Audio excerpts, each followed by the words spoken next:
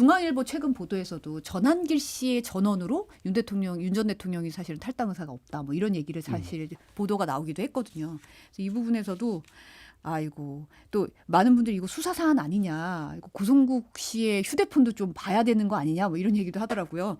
근데 어쨌든 요 사안은 또 경찰 수사 과정에서 통화 내역이 또 입수가 된 거니까 이 부분이 어떻게 될지 좀 지켜봐야 될 것 같고, 윤석열 전 대통령이 탈당 문제가 거취 문제가 지금 계속 얘기가 나오고 있는데 국민의힘 김용태 신임 비대위원장이 취임 일성으로 윤석열 전 대통령에게 정중하게 탈당을 권고하겠다고 공식적으로 밝혔습니다. 오늘 KBS 전격 시사에서는 오늘 중으로 연락을 취하겠다고 밝혔는데요. 근데 이제 YTN 보도가 나왔는데 어제 김문수 후보가 윤석열 전 대통령에게 탈당하지 말고 자리를 지켜달라는 취지의 말을 했다는 보도가 나온 거예요. 국민의힘 최종 후보로 확정된 직후 이뤄진 통화에서 이랬다는 건데, 김 후보 측은 윤 전 대통령과의 의사소통이 분명히 있었다면서도 통화 내용 같은 발언은 없었다고 부인하고 있는 상황입니다.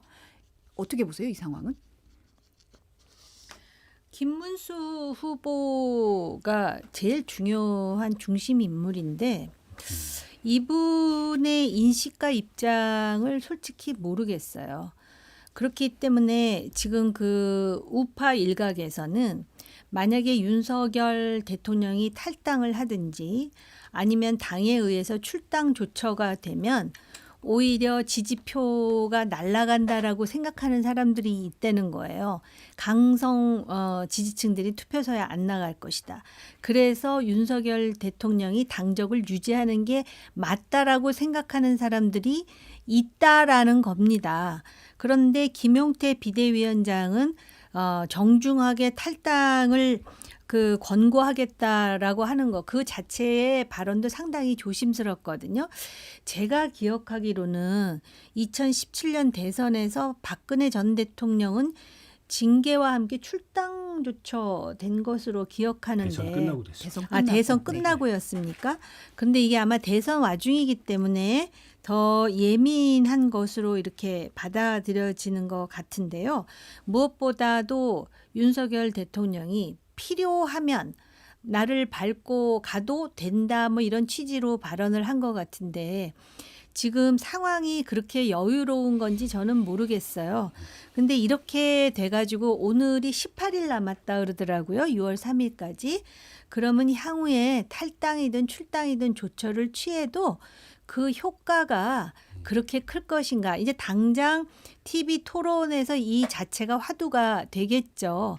그런데 시간이 줄어들면 줄어들수록 오히려 탈당하지 않아서 김문수 후보가 감당해야 될 부담은 커지지만 실제로 탈당을 한다 하더라도 이 시간이 줄어들게 되면은 그 자체로 그렇게 뭐 효과를 기대하기가 쉽지 않을 것이다. 그러니까 국민의힘과 김문수 후보는 이래저래 딜레마에 처해 있는데 김문수 후보가 오히려 탈당하지 말고 자리를 지켜달라라고 했다고 하니까 사실 보수 정당에 대해서 걱정과 애정을 가지는 사람들이 사실 어떻게 해야 될지 참 황망한 상황이죠. 이문열 작가의 소설 중에 네. 추락하는 것은 날개가 있다, 이런 소설이 있는데요. 추락하는 것은 날개가 없습니다. 저는 최근에 김문수 후보나 국민의힘을 보면 그런 생각이 자꾸 들어요.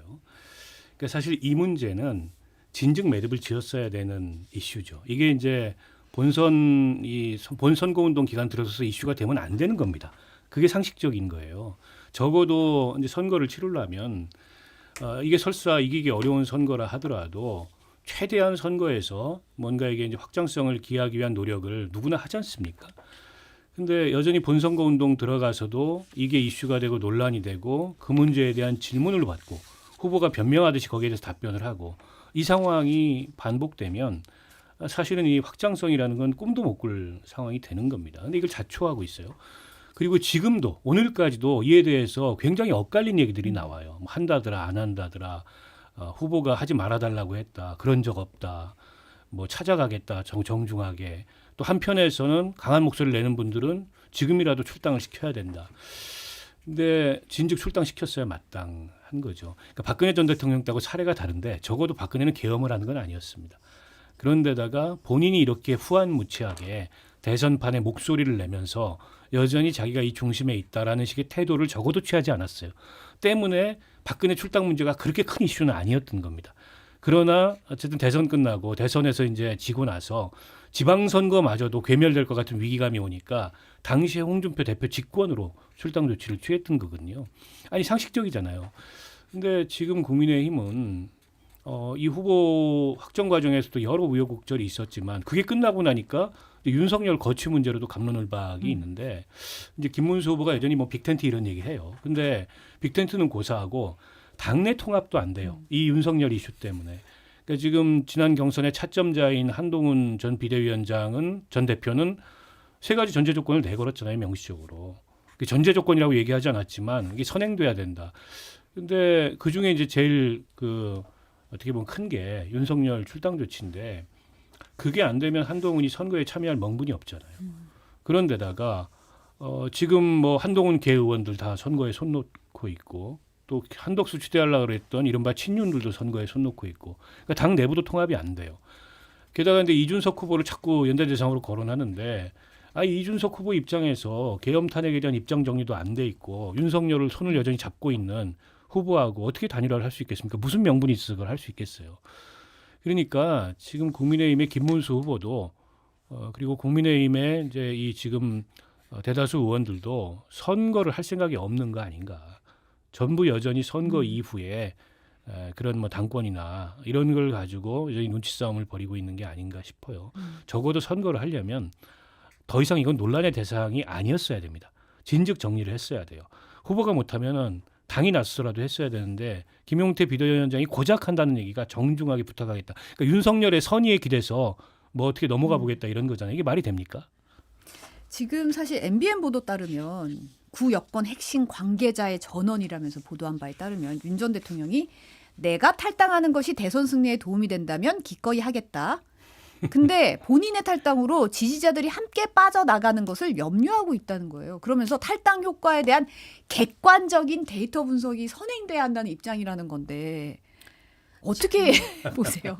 지금 이제 18일 남았다라고 말씀을 드렸는데 언제 데이터 분석을 선행할 것이며 그리고 지금까지의 그 과정을 보면은 본인에게 어떤 책임이 있는지를 아직까지 모른다면은 앞으로도 모를 수밖에 없어요.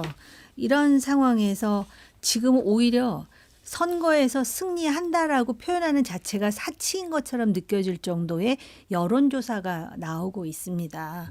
그러면은 그 여론조사의 격차를 어떻게 줄여야 하는지가 목표가 돼야 될지도 모를 지경까지 왔음에도 불구하고 내가 탈당하는 것이 대선 승리에 도움이 된다면 그러니까 아직까지 탈당하지 않아야 오히려 표를 모으는데 도움이 된다라는 그런 저는 이거 착각이라고 생각을 하거든요.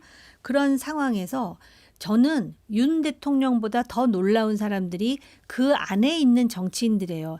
이 말에 호응을 하든지 아니면은 지금 수수방관하고 있는데 저는 오히려 한동훈계가 손 놓고 있는 거에 대해서는 비판하고 싶지 않아요. 그런데 스스로가 윤석열계라고 했던 그 많은 사람들은 김문수 후보에 대해서 사력을 다해서 선거운동을 해야 될 뿐만 아니라 만약에 표 차이가 어느 정도로 벌어진다면 자신은 다음 총선에 출마하지 않겠습니다라고 배수진이라도 쳐야 되는데 이 사람들이 무슨 권리로 지금 손을 놓고 있는 것인지 저는 그게 더 이해가 안 가는 부분이고요. 백날 여기서 비판해봤자 이동풍이고 지금 우이독경이긴 한데요. 일단 윤석열 대통령이 이래도 결과가 똑같고 저래도 결과가 똑같으면 본인이 스스로 저를 밟고 가십시오. 한 번이라도 해보세요. 그다음에 변화가 어떠한 것인지.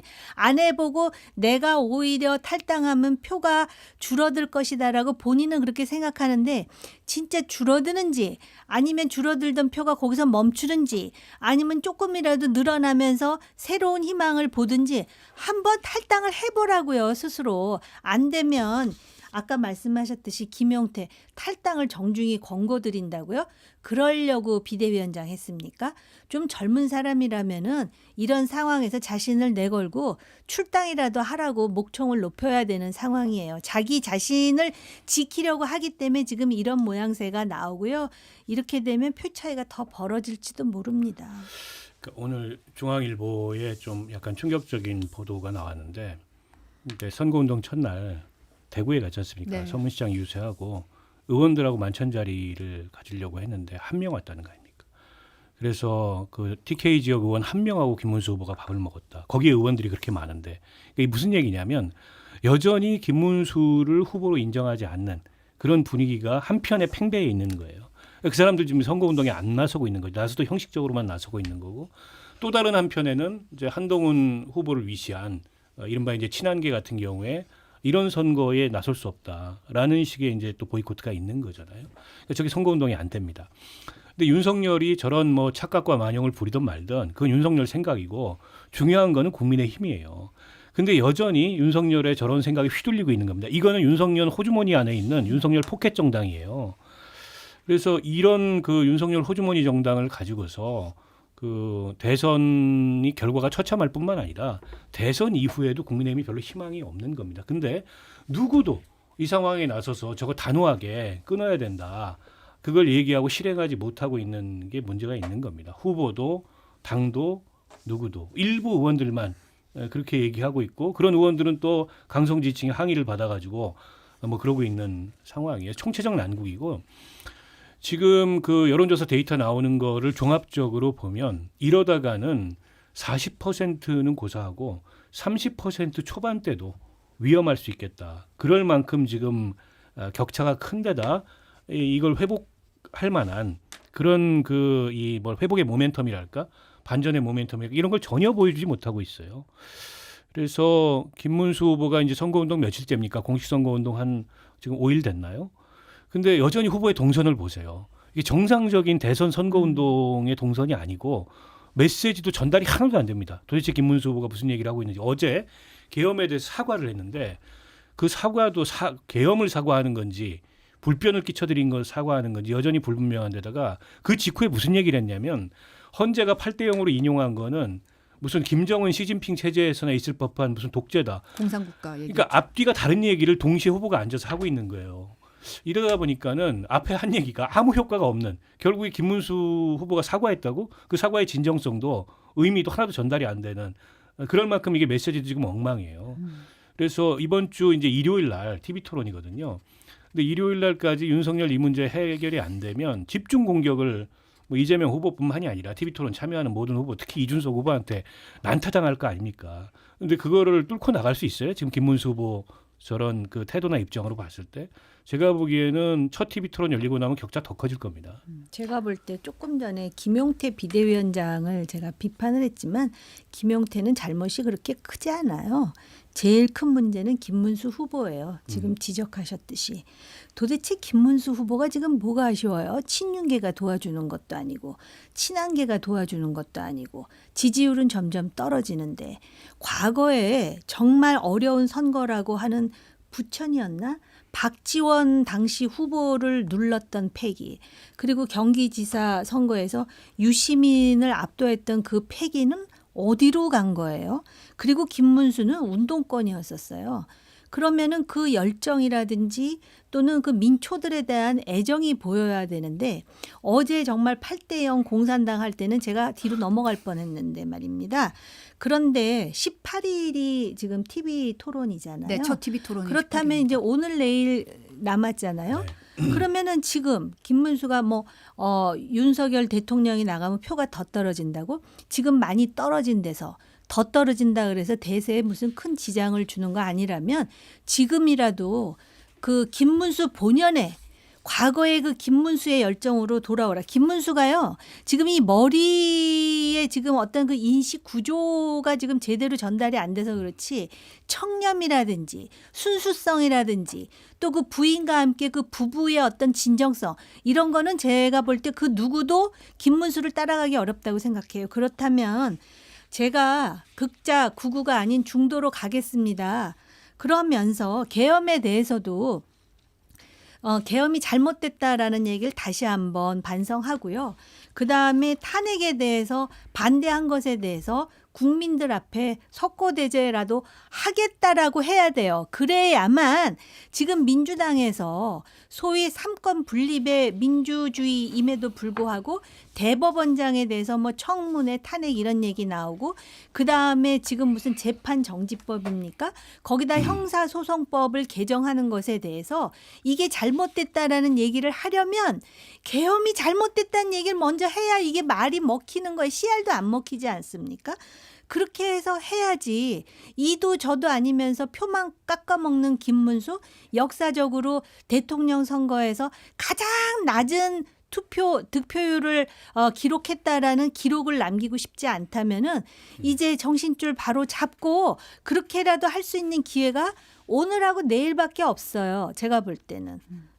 지금 사실 그 유세 중에 발족식에 대구 경북 선대위 발족식에 이게 김석기, 권영진, 김영동, 유영아 의원이 방송 일정 등을 이유로 불참했다는 게 중앙일보 보도 예, 내용이거든요. 하나도 안 도와주는데. 유일하게 나온 후보가 사실은 친한계 의원 모 의원이라고 이제 같이 밥 먹은 의원은 친한계 의원이라고 지금 알려져 있는데 한동훈 전 대표도 사실 오늘 SNS에 다시 한번 18일을 강조했어요. 사실은 지금 의원이 TV 토론 전에 5월 18일 대통령 후보 토론 이전에 결단이 필요하다. 김 후보의 결단이 필요하다. 상황을 반전시키기 위해서는 아직 늦지 않았다. 18일 이후면 늦는다. 라고 다시 한번 강조를 했거든요. 그러니까 시점을 첫 TV 토론 전에 어쨌든 출당이든 이 절연이든 모든 게 이루어져야 된다를 굉장히 지금 강조하고 있어요. 아니 그냥 뭐 깊이 생각하지 않아도 지금 한동훈 전 대표가 한 얘기가 그냥 상식적인 생각이에요. 그래야 비로소 김문수 후보가 윤석열 그 부부와 단절하고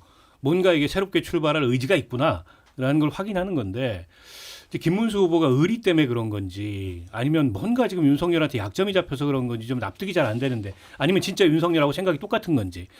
근데 의리는 그게 무슨 의리입니까? 더 큰 대의를 망치고 있는데 김문수 후보가 한덕수하고의 단일화를 막 팔면서 최종 후보가 됐어요. 근데 최종 후보가 돼놓고 본인이 했던 약속 다 그 지키지 않고 결국 버텨가지고 후보가 됐지 않습니까? 근데 본인이 내세웠던 명분이 뭐예요? 내가 합법적으로 선출된 후보이기 때문에 민주적 정당성이 있다. 지금 한덕수로 후보 갈아 끼우기는 반칙이고 대의가 없다. 그래서 그게 이 국민 대중의 공감을 얻은 거 아닙니까? 마찬가지예요. 윤석열하고 의리 같은 거는 지극히 사소한 문제일 뿐입니다. 더 큰 대의가 있는데 무슨 의리 이런 거에 연연합니까? 그래서 김용태 비대위원장한테 미룰 문제도 윤석열의 선의에 기댈 문제도 의원들이 나서서 어떻게 해줄 문제도 아닙니다. 선거할 때는요. 후보 입만 쳐다봐요. 사람들이. 후보가 뭐라고 얘기하는지 지금 더더욱 김문수 후보 입만 쳐다보고 있습니다. 그런데 본인이 저렇게 어정쩡하게 이도 저도 아닌 뭐 본인이 알아서 이제 저 결자 해지 해주면 모르되 나가라고 할 수 없다는 식의 태도를 취한다면 아무것도 바뀔 생각이 없구나. 그러면 이제 18일 날 이 상태로 그 TV 토론 가게 되면 그 뒤에는 아마 국민의힘 내부부터 더 크게 무너질 겁니다. 긴급 기자회견을 해야 돼요. 그래서 지금 팩방으로 돌아다녀야 백약이 무효예요. 차라리 지금 당사나 국회에 와가지고 내가 다 잘못했다. 아까 말씀하신 의리를 따지면 그게 정치예요? 조폭이나 무슨 차이가 있어요. 약점이 있더라도 그 약점을 내가 드러내더라도 이거는 국민을 위한 나의 도리가 아니다. 이렇게 얘기할 수 있는 거거든요. 그래서 내가 지금까지 이 그 탄핵과 계엄에 대해서 특히 탄핵과 관련해서 반대한 거 생각이 잘못됐다. 그리고 안철수요. 도와주세요. 한동훈 도와주세요. 내가 당신들 말이 맞다. 지금이라도 내가 깨달았다. 한번 해보라고요. 지금 이대로라면은 아무 변화가 없어요. 그러니까 오히려 18일 전에 이렇게 드라마틱하게 한번 하고 그런데 만약에 진짜 만에 하나 김문수 후보의 생각이 의원님 걱정하시는 대로 원래 생각이 그렇다 그러면은 우리가 무슨 말을 해야 소용이 없죠. 근데 저는 극자도 해본 사람이고 극우도 해본 사람이기 때문에 중도로 돌아올 수 있다고 전 생각해요. 그래서 그렇게 하고 도와달라고 얘기하면 안철수가 안 도와주겠어요? 한동훈이 안 도와주겠어요? 지금 자기네들하고 철학과 인식이 다르니까 지금 주저주저 하는 거 아닙니까? 그렇다고 해서 친윤계 누가 도와 밥도 하나 안 먹는 사람들 의리를 따진다면 그게 의리예요? 아무것도 아닌 거죠. 근데 사실 당선대위가 지금 굴러가는 걸 보면 네. 석동현 변호사가 시민사회 특별위원장으로 임명이 됐고 또 장해찬 전 최고위원이 복당을 했단 말이에요. 이런 움직임을 보면 이제 혹자는 그거를 뭐 한동훈 전 대표를 막기 위한 알박기다 뭐 이런 얘기도 하던데 그런 움직임을 보면 사실은 이게 당내 통합을 위한 움직임인가 이런 얘기도 나오거든요. 근데 참 저는 쓸데없는 짓 하고 있다고 생각하고요. 그런 걸 하느니 정옥이 의원님을 모셔다가 30분 동안만 아니 김문수 후보가 상담을 했으면 제가 좋겠다. 갈 일이 아니라 글쎄 한동훈 안철수 네. 그러면서 잘못했다라고 하는 그 내용 속에는 석동현 들어온 거 장해찬 들어온 거 저 인간적으로 아무 감정 없어요. 그렇지만은 그 두 사람이 상징하는 그러한 인식을 국민들이 가질 거 아닙니까? 관련해 가지고 저 오늘로 싹 변하겠어요. 아까도 얘기했듯이 저 금세 변합니다. 제가 아까도 얘기했듯이 저쪽 왼쪽에도 있었고 오른쪽에도 있어 봤는데 가운데가 맞아요. 제가 뒤늦게 깨달아서 죄송한데요. 이제 그런 합리적인 우파로 가지 않으면 우리 다 망합니다. 이렇게 하면은요. 오히려 지금 국민의힘을 도와주고 싶은데 진짜 지금 하는 모습에 대해서 염증을 느낀 사람들도 정말 달라지나 보다 하고 지금 18일이 얼마 안 남은 것 같지만은 굉장히 중요한 2주가 될 수가 있어요. 그 석동현 변호사는 사실은 정광훈 목사 몫이라고 봐야 될 것 같아요. 자통당 몫이다. 왜냐하면 그분이 지난 총선에 자유통일당 비례대표 2번을 했습니다. 국민의힘에서 공천 못 받으니까 나가가지고 거기 비례대표를 했고 그리고 이제 탄핵 심판 과정에서 윤석열의 그 대변인 같은 역할을 했지만 정작 그 변호사들이 변론하는 이너서클에는 못 들어가는 사람이에요. 그래서 윤석열 측근이라기보다는 정광훈 측근에 가까운 사람이라고 볼 수 있을 것 같고 이제 장해찬 씨는 지난 총선에 공천 받았다가 뭐 논란이 커져가지고 공천 취소하고 그 뒤로 이제 뭐 당적 정리했던 사람인데 지금도 연일 이제 한동훈 전 대표를 향해서 거의 조롱에 가까운 그런 비난을 얘기하는 사람인데 아니 뭐 그런 사람까지도 복당을 신청하면은 이 당이 포용하겠다 할 수는 있어요. 그러나 정무적 고려라는 게 있어야 되잖아요. 밸런스 같은 걸 갖춰야 되잖아요. 지금은 한동훈 전 대표가 어쨌든 선거운동에 나서도록 하기 위해서 조금 마음을 돌리고 설득을 하고 이렇게 해야 되는데 소통도 하고 근데 그쪽에서 보기에 좀 감정적으로 이게 감정이 상할 만한 물론 뭐 그 사람 하나 복당시켰다 그래가지고 빈정상해서 선거운동 안 하겠다 그러면 그것도 이제 속 좁은 일일 텐데 그래도 가급적 그게 우선순위에 있는 일은 아니잖아요. 근데 우선순위에 있는 일도 아닌 거를 저렇게 굳이 찾아가면서 하면서 정작 중요하게 해결해야 될 일은 못 하고 있는 그러니까 이게 이제 제가 보기에는 판단도 안 되고 의사결정이 잘못 이루어지고 있는 것이 아주 전형적인 모습이 아닌가 싶고요. 다른 거 다 필요 없습니다. 지금 의원님 말씀하셨듯이 뭐 비대위원장이 어떻고 의원들이 어떻고 뭐 그 이 원내대표가 어떻고 다 중요하지 않고 후보가 결단해야 됩니다. 지금 이제 후보가 결단하면 후보를 따라올 수밖에 없어요. 당무 우선권을 내세우지 않더라도 국민의힘이 무슨 대책이 있습니까 지금? 후보가 결정하는 거 안 따르면은 뭐 또 이제 후보 뭐 이렇게 눌러가지고 뭐 할 수 있는 방법이 없어요. 그러니까 결국 김문수 후보 스스로 이 상황을 타개하려면 결정하고 지금 국민들이 상식적으로 생각하는 방향으로 방향 선회를 해야 되는데 그렇지 않으면은 말은 선거운동을 하는 거지만 사실은 선거 포기라고 봐야죠. 그럴 뿐만 아니라 현대사에서 두고두고 대통령 후보로서 조롱의 대상이 될 수도 있어요. 김문수 후보는 그 점을 분명하게 각인해야 돼요. 제가 그 87년 이후에 역대 대선에서 상황을 좀 정리를 해드리면 가장 득표를 많이 했던 사람은 윤석열입니다. 지난 대선에 표수로 득표율이 가장 높았던 후보는 박근혜 전 대통령이 51.6% 2012년도에 그리고 가장 상대 후보와 표차가 컸던 거는 2007년에 이명박입니다. 그때 48대 26이었어요. 22% 차이가 네. 났습니다. 세 가지 기록이 다 깨질 수 있어요 이번에. 지금 그러는 양상으로 지금 가고 있거든요. 그러면 선거를 지더라도 잘 져야 그 다음이 있는데 이런 방식으로 지면은요. 대한민국의 수권을 여러 번 했던 보수 정당은 괴멸입니다. 그야말로 이상한 잡탕 극우 정당 하나 남는 거예요.